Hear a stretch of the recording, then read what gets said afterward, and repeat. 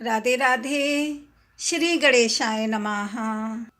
तुमेव माता च पिता तुमेव, तुमेव बन्धुश्च च सखा तुमेव, तुमेव विद्या च द्रविणं तुमेव, तुमेव शर्वं मम देवि देवा, तुमेव शर्वं मम देवि देवा।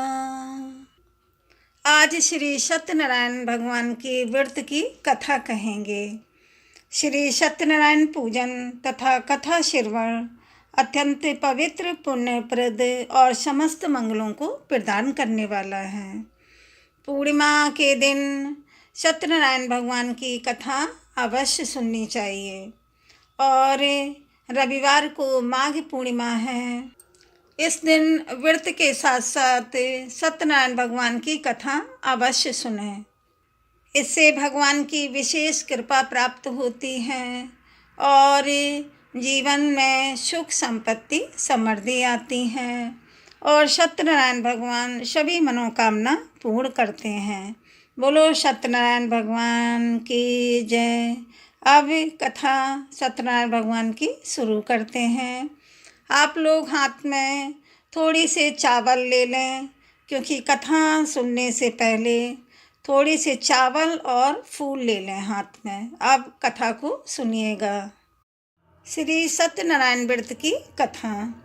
श्री व्यास जी ने कहा, एक समय नैमिषारण्य तीर्थ में शौनक आदि सभी ऋषियों तथा मुनियों ने पुराण शास्त्र के वेत्ता श्री सूत जी महाराज से पूछा।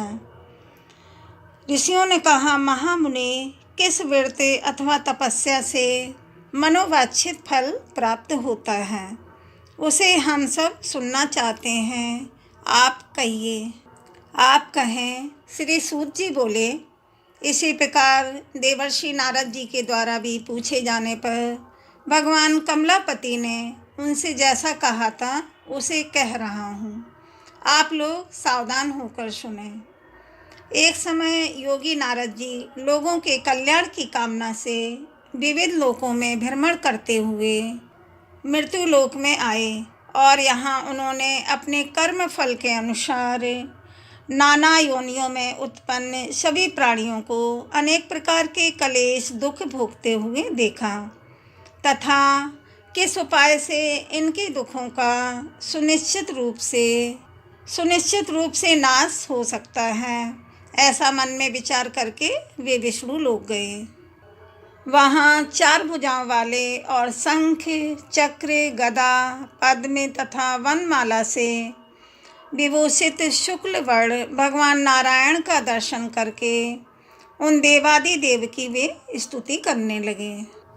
नारद जी बोले, हे वाणी और मन से परे स्वरूप वाले, अनंत शक्ति संपन्न, आदि मध्य और अंत से रहित, निर्गुण और सकल कल्याणमय, गुण गणों से संपन्न, स्थावर जंगमात्मक, निखिल सृष्टि प्रपंच के कारणभूत तथा भक्तों की पीड़ा नष्ट करने वाले परमात्मन आपको नमस्कार है। करने वाले परमात्मन आपको नमस्कार है। स्तुति सुनने के अनंतर भगवान श्री विष्णु जी ने नारद जी से कहा। श्री भगवान ने कहा, महाभाग, आप किस प्रयोजन से यहाँ आए हैं और आपके मन में क्या है, कहिए, वह सब कुछ मैं आपको बताऊंगा। नारद जी बोले, भगवान, मृत्यु लोक में अपने पाप कर्मों के द्वारा विभिन्न योनियों में उत्पन्न सभी लोग बहुत प्रकार के क्लेशों से दुखी हो रहे हैं। हे नाथ, किस लघु उपाय से उनके कष्टों का निवारण हो सकेगा? यदि आपकी मेरे ऊपर कृपा हो तो वह सब मैं सुनना चाहता हूँ, उसे बताएं। श्री भगवान ने कहा, हे वत्स, संसार के ऊपर अनुग्रह करने की इच्छा से आपने बहुत अच्छी उत्तम बात पूछी है। जिस व्रत के करने से प्राणी मोह से मुक्त हो जाता है, उसे मैं आपको बताता हूँ, सुने। हे वत्स, स्वर्ग और मृत्युलोक में दुर्लभ भगवान सत्यनारायण का एक महान पुण्यप्रद व्रत है। आपके स्नेह के कारण इस समय मैं उसे कह रहा हूँ। अच्छी प्रकार विधि विधान से भगवान सत्यनारायण का व्रत करके मनुष्य शीघ्र ही सुख प्राप्त करके परलोक में मोक्ष प्राप्त कर सकता है। भगवान की ऐसी वाणी सुनकर नारद मुनि ने कहा, नारद जी बोले, प्रभु इस व्रत का करने का फल क्या है, इसका विधान क्या है, इस व्रत को किसने किया और कब इसे करना चाहिए, यह सब विस्तार पूर्वक बताइए। श्री भगवान ने कहा, यह सत्यनारायण व्रत दुख शोक आदि का शमन करने वाला, धन धान्य की वृद्धि करने वाला, सौभाग्य और संतान देने वाला तथा सर्वत्र विजय प्रदान करने वाला है। जिस किसी भी दिन भक्ति और श्रद्धा से समन्वित होकर मनुष्य ब्राह्मणों और बंधु बांधवों के साथ धर्म में तत्पर होकर सायंकाल भगवान सत्यनारायण की पूजा करें, नैवेद्य के रूप में उत्तम कोटि के भोजनीय पदार्थ को सवाया मात्र में भक्ति पूर्वक अर्पित करना चाहिए। केले का फल, घी, दूध, गेहूं का चूर्ण अथवा गेहूं के चूर्ण के अभाव में साठी चावल का चूर्ण, शक्कर या गुड़, यह सब भक्ष्य सामग्री सवाया मात्र में एकत्र करके निवेदित करनी चाहिए। बंधु बांधवों के साथ श्री सत्यनारायण भगवान की कथा सुनकर ब्राह्मणों को दक्षिणा देनी चाहिए। तदंतर बंधु बांधवों के साथ ब्राह्मणों को भोजन कराना चाहिए। भक्ति पूर्वक प्रसाद ग्रहण करके नृत्य गीत आदि का आयोजन करना चाहिए, भजन कराना चाहिए। तदंतर भगवान सत्यनारायण का स्मरण करते हुए अपने घर जाना चाहिए। ऐसा करने से मनुष्यों की अभिलाषा अवश्य पूर्ण होती है। विशेष रूप से कलयुग में पृथ्वी लोक में यह सबसे छोटा सा उपाय है। पहला अध्याय समाप्त हुआ। अब सत्यनारायण भगवान की दूसरे अध्याय की कथा। श्री सूत जी बोले, हे द्विजो, अब मैं पुनः पूर्व काल में जिसने इस सत्यनारायण व्रत को किया था उसे भली भांति विस्तार पूर्वक कहूँगा। रमणीय काशी नामक नगर में कोई अत्यंत निर्धन ब्राह्मण रहता था। भूख और प्यास से व्याकुल होकर वह प्रतिदिन पृथ्वी पर भटकता रहता था। ब्राह्मण प्रिय भगवान ने उस दुखी ब्राह्मण को देखकर वृद्ध ब्राह्मण का रूप धारण करके उस द्विज से आदर पूर्वक पूछा, हे विप्र, प्रतिदिन अत्यंत दुखी होकर तुम किस लिए पृथ्वी पर भ्रमण करते रहते हो? हे द्विज श्रेष्ठ, यह सब बतलाओ, मैं सुनना चाहता हूँ। ब्राह्मण बोला, हे प्रभु, मैं अत्यंत दरिद्र ब्राह्मण हूँ और भिक्षा के लिए ही पृथ्वी पर घूमा करता हूँ। यदि मेरी इस दरिद्रता को दूर करने का आप कुछ उपाय जानते हो तो कृपा पूर्वक बताइए। इस दरिद्रता को दूर करने के लिए कुछ उपाय बताइए।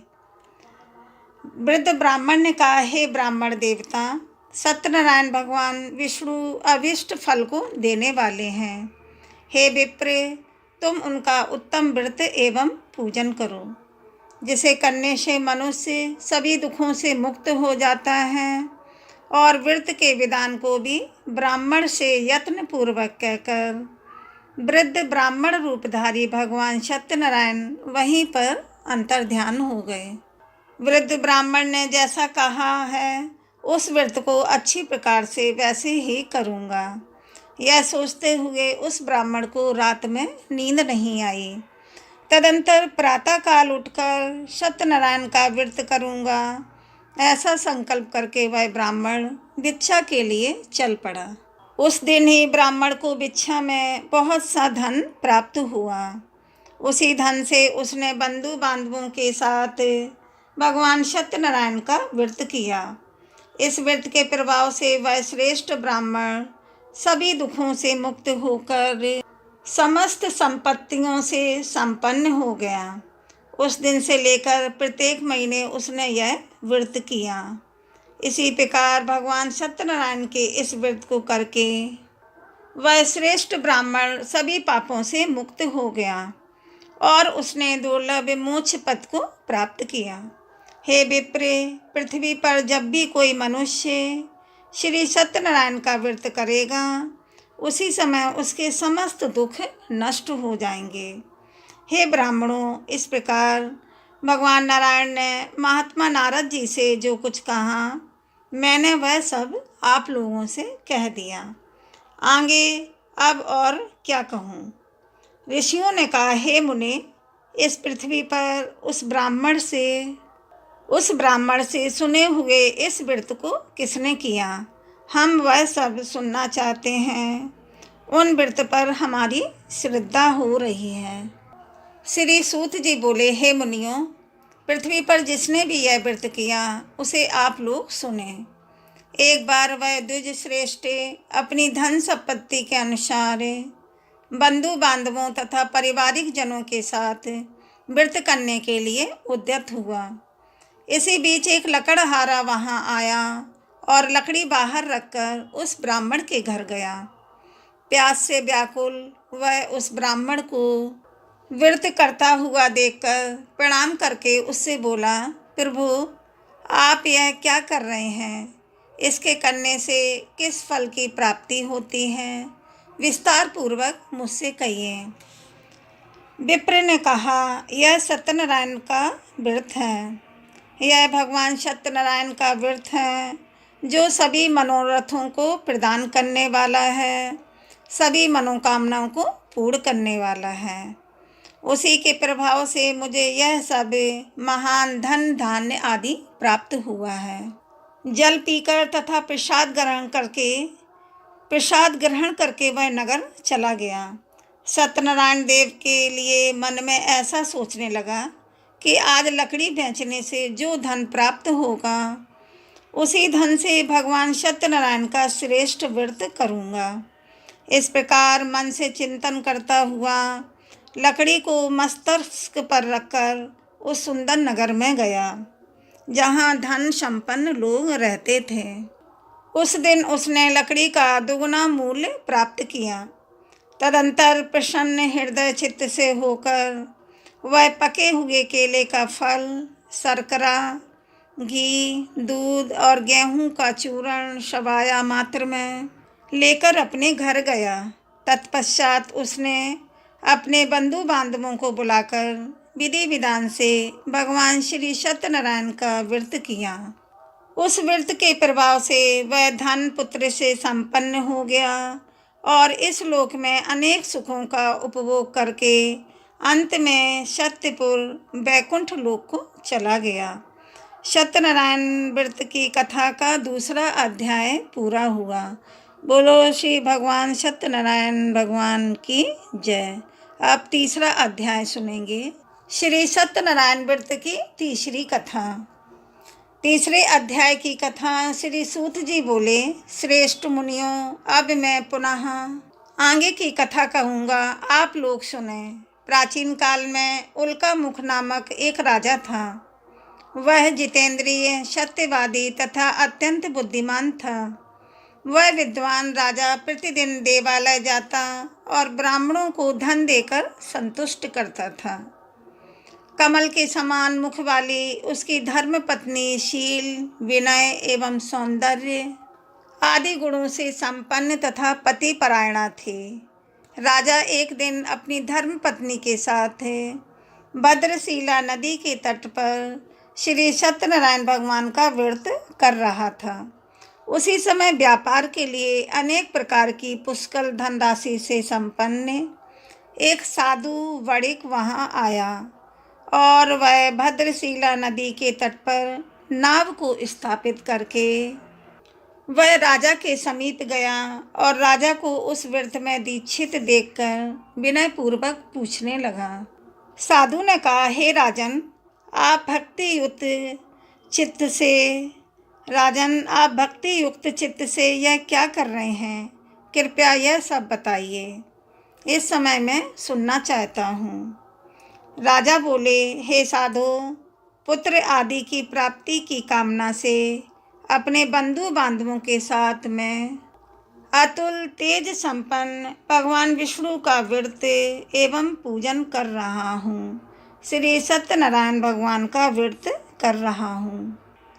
राजा की बात सुनकर साधु ने आदरपूर्वक कहा, हे राजन, इस विषय में आप मुझे सब कुछ विस्तार से बतलाइए।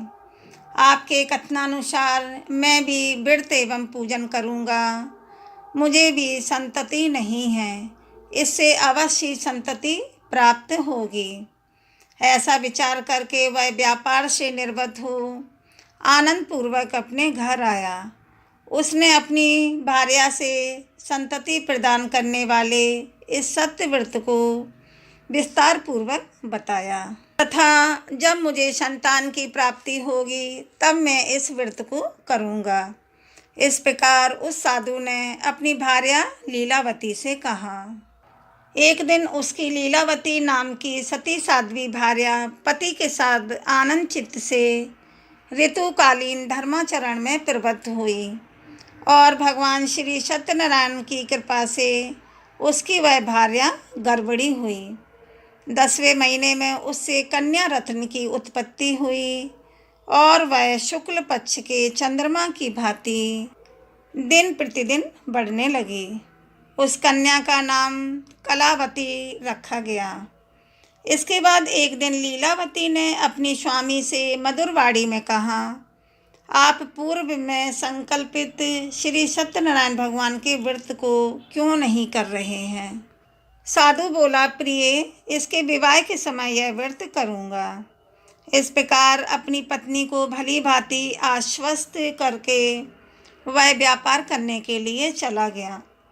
नगर की ओर चला गया। इधर कन्या कलावती पिता के घर में बढ़ने लगी। तदंतर धर्मज्ञ साधु ने नगर में सखियों के साथ क्रीड़ा करती हुई अपनी कन्या को विवाह योग्य देखकर आपस में मंत्रणा करके कन्या के विवाह के लिए श्रेष्ठ वर का अन्वेषण करो, ऐसा दूत से कहकर शीघ्र ही उसे भेज दिया। उसकी आज्ञा प्राप्त करके दूत कांचन नामक नगर में गया और वहाँ से एक बड़िक का पुत्र लेकर आया। उस साधु ने उस बड़िक के पुत्र को सुंदर और गुणों से संपन्न देखकर अपनी जाति के लोगों तथा बंधु बांधवों के साथ संतुष्ट चित्त हो विधि विधान से बड़िक पुत्र के हाथ में कन्या का दान कर दिया। उस समय वह साधु बड़े के दुर्भाग्यवश से श्री सत्यनारायण भगवान का उत्तम व्रत भूल गया। पूर्व संकल्प के अनुसार विवाह के समय में व्रत न करने के कारण भगवान उस पर रुष्ट हो गए। कुछ समय के पश्चात अपने व्यापार कर्म में कुशल वह साधु बड़ी काल की प्रेरणा से अपने दामाद के साथ व्यापार करने के लिए समुद्र के समीप स्थित रत्नसारपुर नामक सुंदर नगर में गया और अपने श्री संपन्न अपने दामाद के साथ वहाँ व्यापार करने लगा। तदंतर वे दोनों राजा चंद्रकेतु की रमणी उस नगर में गए। उसी समय भगवान श्री सत्यनारायण ने उसे भ्रष्ट प्रतिज्ञा देखकर इसे दारुण कठिन और महान दुख प्राप्त होगा यह श्राप दे दिया। एक दिन एक चोर राजा चंद्रकेतु के धन को चुराकर वहीं आया जहाँ दोनों बड़िक स्थित थे। वह अपने पीछे दौड़ते हुए दूतों को देखकर भयभीत चित्त से धन वहीं छोड़कर शीघ्र ही छिप गया। इसके बाद राजा के दूत वहां आ गए जहां वह साधु बड़िक था। वहां राजा के धन को देखकर वे दूत उन दोनों बड़िक पुत्रों को बांधकर ले आए और हर्षपूर्वक दौड़ते हुए राजा से कहा, प्रभु, हम 2 चोर पकड़कर लाए हैं। इन्हें देखकर आप आज्ञा दें। राजा की आज्ञा से दोनों शीघ्र ही दृढ़तापूर्वक बांधकर बिना विचार किए महान कारागार में डाल दिए गए। भगवान सत्यदेव की माया से किसी ने उन दोनों की बात नहीं सुनी और राजा चंद्रकेतु ने उन दोनों का धन भी ले लिया। उन भगवान के श्राप से बड़िक के घर में उसकी भार्या भी अत्यंत दुखित हो गई और उनके घर में सारा का सारा जो धन था वह चोर ने चुरा लिया। वह लीलावती शारीरिक तथा मानसिक पीड़ाओं से युक्त, भूख और प्यास से दुखी हो अन्न की चिंता से दर दर भटकने लगी। कलावती कन्या भी भोजन के लिए इधर उधर प्रतिदिन घूमने लगी। एक दिन क्षुधा से पीड़ित हो वह कलावती एक ब्राह्मण के घर गई। वहां जाकर उसने श्री सत्यनारायण भगवान के व्रत और पूजन को देखा। वहां बैठकर उसने कथा सुनी और वरदान मांगा। तदंतर प्रसाद ग्रहण करके वह कुछ रात होने पर घर गई। माता लीलावती ने कलावती कन्या से प्रेम पूर्वक पूछा, पुत्री, रात में तू कहाँ रुक गई थी? तुम्हारे मन में क्या है? कलावती कन्या ने तुरंत माता से कहा, माँ, मैंने एक ब्राह्मण के घर में मनोरथ प्रदान करने वाला व्रत देखा है। कन्या की उस बात को सुनकर वह बड़े की भार्या व्रत करने को उद्यत हुई और प्रसन्न मन से उस साध्वी ने बंधु बांधवों के साथ भगवान श्री सत्यनारायण भगवान का व्रत किया तथा इस प्रकार प्रार्थना की कि हे भगवान, आप हमारे पति एवं दामाद के अपराध को क्षमा करें। वे दोनों और अपने घर शीघ्र आ जाएं। इस व्रत से भगवान श्री सत्यनारायण पुनः संतुष्ट हो गए तथा उन्होंने नृपश्रेष्ठ चंद्रकेतु को स्वप्न दिखाया और स्वप्न में कहा, हे नृपश्रेष्ठ, प्रातःकाल दोनों बड़कों को छोड़ दो और वह सारा धन भी दे दो जो तुमने उनसे इस समय ले लिया है, अन्यथा राज, धन एवं पुत्र सहित तुम्हारा सर्वनाश कर दूंगा। राजा से स्वप्न में ऐसा कहकर भगवान सत्यनारायण अंतर्ध्यान हो गए। इसके अनंतर प्रातःकाल राजा ने अपने सभासदों के साथ सभा के मध्य बैठकर अपना स्वप्न लोगों को बताया और कहा, दोनों बंदी बड़िक पुत्रों को शीघ्र ही मुक्त कर दो। राजा की ऐसी बात सुनकर वे राजपुरुष दोनों महाजनों को बंधन मुक्त करके राजा के सामने लाकर विनय पूर्वक बोले, हे महाराज, बेड़ी बंधन से मुक्त करके दोनों बड़िक पुत्र लाए गए हैं। इसके बाद दोनों महाजन बड़िक पुत्र नृपश्रेष्ठ चंद्रकेतु को प्रणाम करके अपने पूर्व वृत्तांत का स्मरण करते हुए भय विह्वल हो गए और कुछ बोल न सके। राजा ने बड़िक पुत्रों को देखकर आदर पूर्वक कहा, आप लोगों को प्रारब्धवश यह महान दुख प्राप्त हुआ है। इस समय अब कोई भय नहीं है। ऐसा कहकर उनकी बेड़ी खुलवाकर क्षौर कर्म आदि करवाया। राजा ने वस्त्र अलंकार देकर उन दोनों बड़िक पुत्रों को संतुष्ट किया तथा सामने बुलाकर वाणी द्वारा अत्यधिक आनंदित किया। पहले जो धन लिया था उसे दूना करके दिया। तदंतर राजा ने पुनः उनसे कहा, साधु, अब आप अपने घर को जाएं। राजा को प्रणाम करके आपकी कृपा से हम जा रहे हैं। ऐसा कहकर उन दोनों महावैश्यों ने अपने घर की ओर प्रस्थान किया। श्री सत्यनारायण व्रत कथा का यह तीसरा अध्याय समाप्त हुआ। बोलो सत्यनारायण भगवान की जय। सत्यनारायण भगवान का चौथा अध्याय व्रत की कथा। चौथे अध्याय की कथा। श्री सूत जी बोले, साधु बड़े मंगलाचरण करके और ब्राह्मणों को धन देकर अपने नगर के लिए चल पड़ा। साधु के कुछ दूर जाने पर भगवान सत्यनारायण की उसकी सत्यता की परीक्षा के विषय में जिज्ञासा हुई। साधु, तुम्हारी नाव में क्या भरा है?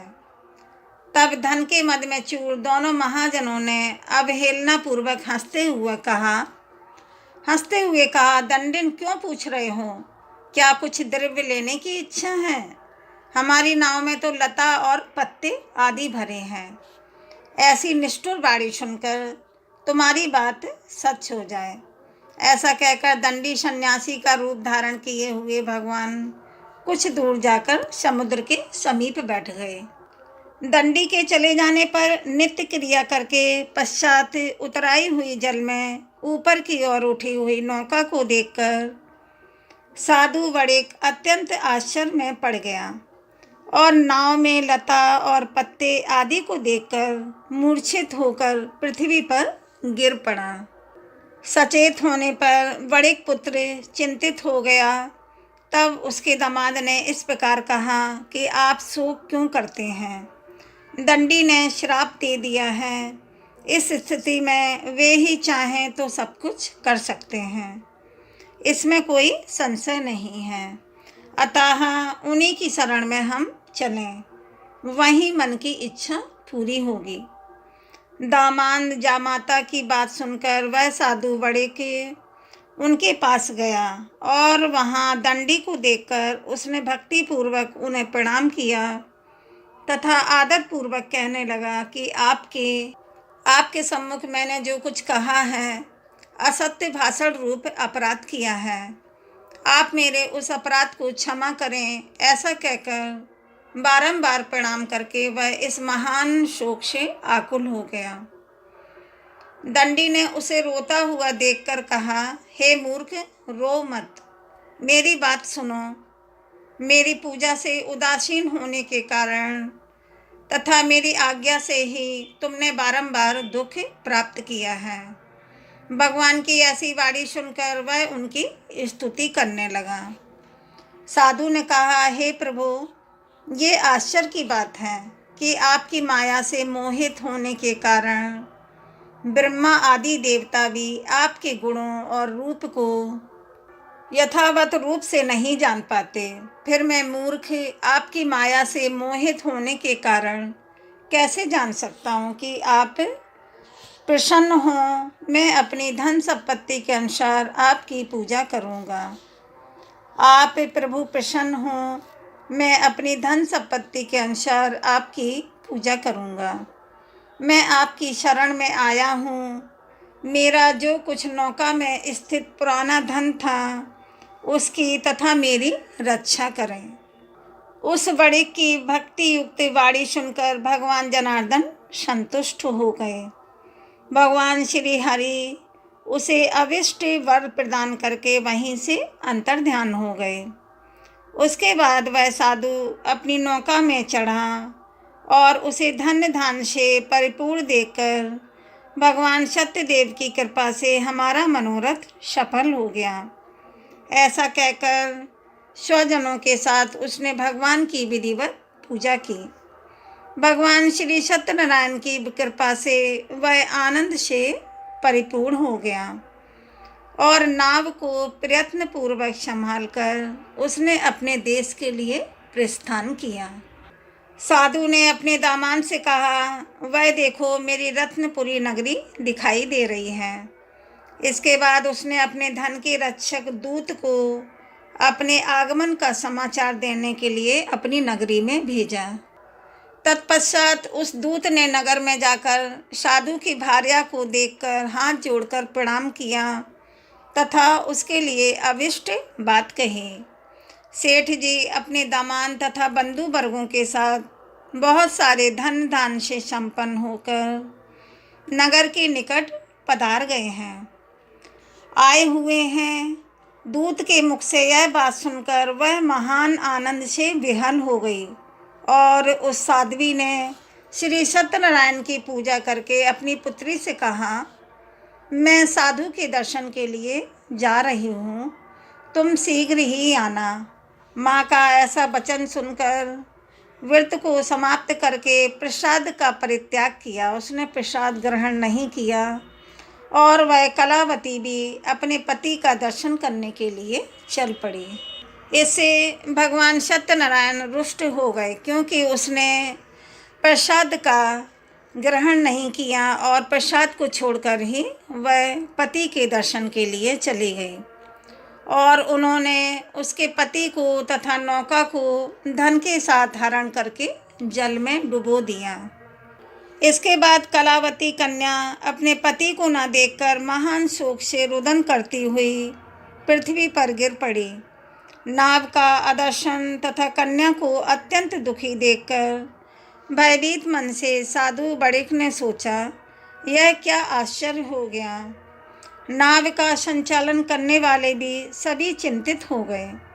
तदंतर वह लीलावती भी कन्या को देखकर विहल हो गई और अत्यंत दुख से विलाप करती हुई अपने पति से इस प्रकार बोली, अभी अभी नौका के साथ दामाद कैसे अलक्षित हो गया। ना जाने किस देवता की उपेक्षा से वह नौका हरण कर ली गई, अथवा श्री सत्यनारायण भगवान का महात्म्य कौन जान सकता है।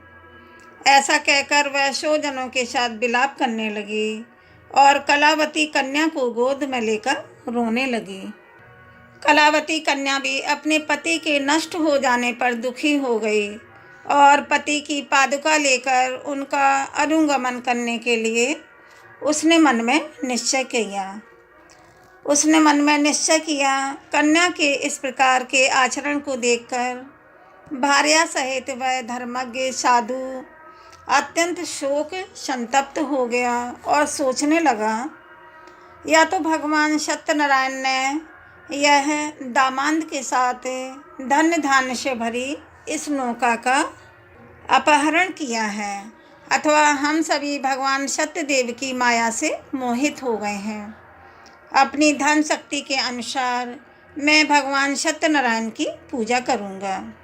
सभी को बुलाकर इस प्रकार कहकर उसने अपने मन की इच्छा प्रकट की और बारंबार भगवान सत्यदेव को दंडवत प्रणाम किया।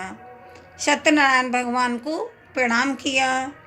इससे दीनों के परिपालक भगवान सत्यनारायण प्रसन्न हो गए। भक्त वत्सल भगवान ने कृपा पूर्वक कहा, तुम्हारी कन्या प्रसाद छोड़कर अपने पति को देखने चली आई है। निश्चय ही इसी कारण उसका पति अदृश्य हो गया है।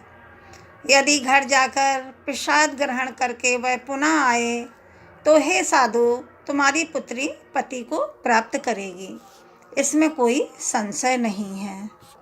कन्या कलावती भी आकाश मंडल से ऐसी वाणी सुनकर शीघ्र ही वह घर गई और उसने प्रसाद ग्रहण किया। पुनः आकर स्वजनों तथा अपने पति को देखा। तब कलावती कन्या ने अपने पिता से कहा, अब तो घर चलें, विलंब क्यों कर रहे हैं। कन्या की वह बात सुनकर बड़े पुत्र संतुष्ट हो गया और विधि विधान से भगवान सत्यनारायण का पूजन करके धन तथा बंधु बांधवों के साथ अपने घर गया। तदंतर पूर्णिमा तथा संक्रांति पर्वों पर भगवान सत्यनारायण का पूजन करते हुए इस लोक में सुख भोग कर अंत में वह सत्यपुर बैकुंठ लोक में चला गया। श्री सत्यनारायण व्रत कथा का चौथा अध्याय पूरा हुआ। बोलो श्री सत्यनारायण भगवान की जय। श्री सत्यनारायण व्रत का कथा का 5वें अध्याय की कथा सुनेंगे। आप लोग भी सुनिए। श्री सूत जी बोले, श्रेष्ठ मुनियों, अब इसके बाद मैं दूसरी कथा कहूँगा, आप लोग भी सुने। अपनी प्रजा का पालन करने में तत्पर तुंगध्वज नाम का एक राजा था। उसने सत्यदेव के प्रसाद का परित्याग करके दुख प्राप्त किया। एक बार वह वन में जाकर वहाँ बहुत से पशुओं को मारकर वट वृक्ष के नीचे आया।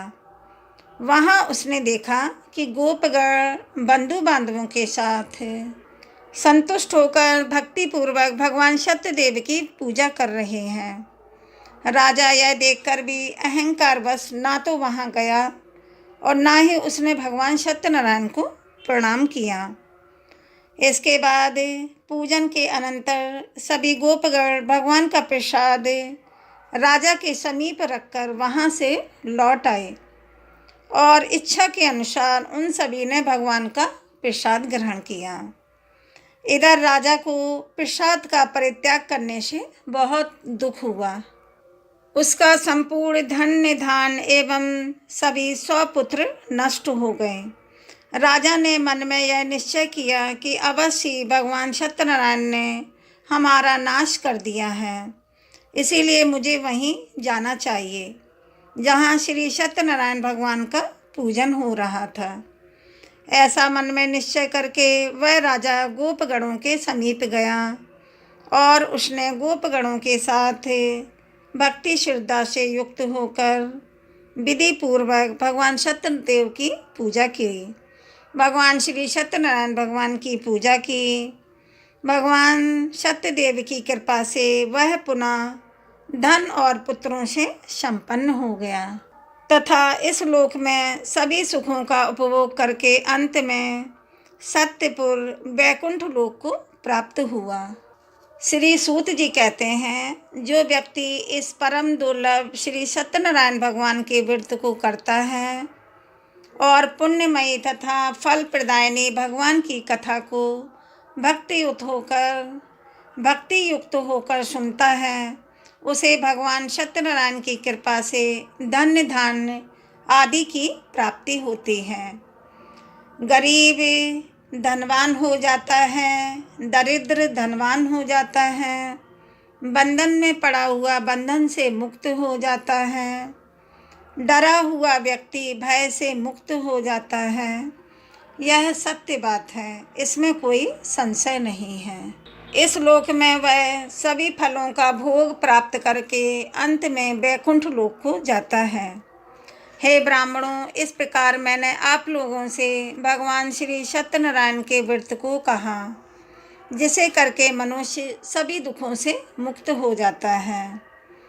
कलयुग में तो भगवान सत्यदेव की पूजा विशेष फल प्रदान करने वाली है। भगवान विष्णु को ही कुछ लोग काल, कुछ लोग सत्य और कोई ईश और कोई सत्यदेव तथा दूसरे लोग सत्यनारायण नाम से कहेंगे। अनेक रूप धारण करके भगवान सत्यनारायण सभी का मनोरथ सिद्ध करते हैं। कलयुग में सनातन भगवान विष्णु ही सत्यव्रत रूप धारण करके सभी का मनोरथ पूर्ण करने वाले होंगे। हे श्रेष्ठ मुनियों, जो व्यक्ति नित्य भगवान सत्यनारायण की इस व्रत कथा को पढ़ता है, सुनता है, भगवान सत्यनारायण की कृपा से उसके सभी पाप नष्ट हो जाते हैं। हे मुनीश्वरों, पूर्व काल में जिन लोगों ने भगवान सत्यनारायण का व्रत किया था, उनके अगले जन्म का वृत्तांत कहता हूँ, आप लोग भी सुने। महान प्रज्ञा संपन्न सतानंद नाम के ब्राह्मण सत्यनारायण भगवान का व्रत करने के प्रभाव से दूसरे जन्म में सुदामा नामक ब्राह्मण हुए और उस जन्म में भगवान श्री कृष्ण का ध्यान करके उन्होंने मोक्ष प्राप्त कर लिया। उन्होंने मोक्ष प्राप्त किया, लकड़हारा भिल्ल गुहों का राजा हुआ और अगले जन्म में उसने भगवान श्री राम की सेवा करके मोक्ष प्राप्त किया। महाराज उल्कामुख दूसरे जन्म में राजा दशरथ हुए, जिन्होंने श्री रंगनाथ जी की पूजा करके अंत में वैकुंठ प्राप्त किया। इसी प्रकार धार्मिक और सत्यव्रती साधु, जिसके पिछले जन्म के सत्यव्रत के प्रभाव से दूसरे जन्म में मूरध्वज नाम का राजा हुआ, उसने आरे से चीरकर अपने पुत्र की आदि देह भगवान विष्णु को अर्पित करके मोक्ष प्राप्त किया। महाराज तुंगध्वज जन्मांतर में मनु हुए, भगवान मनु हुए और भगवत संबंधी संपूर्ण कार्यों का अनुष्ठान करके वैकुंठ लोक को प्राप्त हुए। जो गोपगण थे वे सब जन्मांतर में ब्रजमंडल में निवास करने वाले गोप हुए और सभी राक्षसों का संहार करके उन्होंने श्री भगवान का शाश्वत धाम गोलोक प्राप्त किया। श्री सत्यनारायण व्रत कथा का 5वां अध्याय भी समाप्त हुआ। बोलो श्री सत्यनारायण भगवान की जय। कथा संपन्न हुई। श्री सत्यनारायण भगवान की कथा समाप्त हुई। अब आप लोग आरती करें और प्रसाद भगवान को भोग लगाएं। जो आपने हाथ में चावल लिए थे वो भगवान विष्णु भगवान के सामने डाल दें और फूलों को भी डाल दें। भगवान सत्यनारायण की कृपा आप लोगों पर सदा बनी रहे। बोलो फिर से एक बार श्री सत्यनारायण भगवान की जय। वीडियो को लाइक शेयर सब्सक्राइब करें। राधे राधे।